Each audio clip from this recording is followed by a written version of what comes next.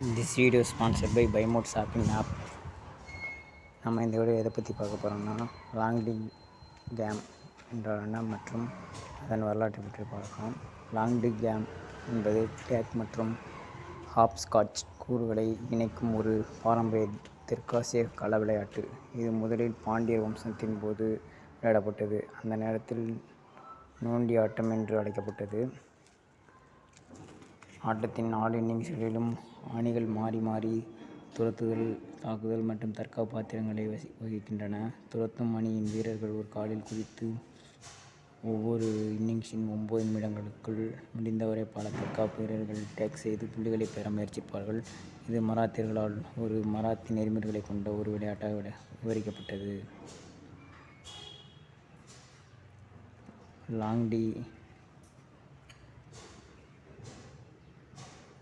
Cocoa, கைப்பந்து மற்றும் gymnastics போன்ற விளையாட்டுகளுக்கான பயிற்சியில் லாங்டி பயனுள்ளதாக கருதப்பட்டுள்ளது. தேசிய லாங்டி கூட்டமைப்பு 2010 தேசிய அங்கீகாரத்தை பெற்றது.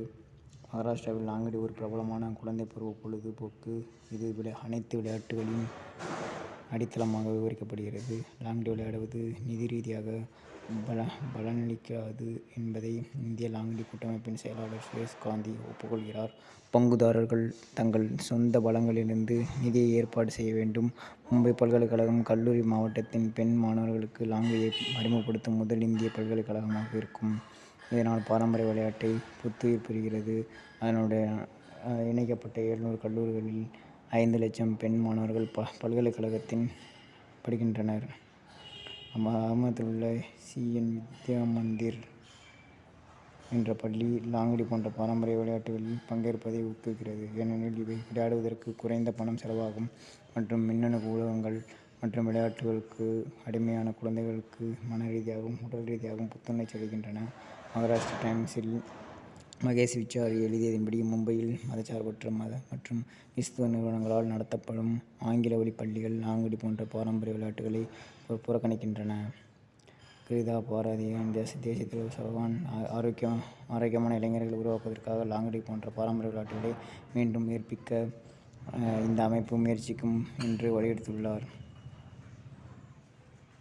சுருக்கமான விதிகள். இந்த விளையாட்டின் விதிகள் அகில மகாராஷ்டிராவிற்கு ஸ்ரீக் ஷெஷின் மண்டலால் தரப்பட்டுள்ளது.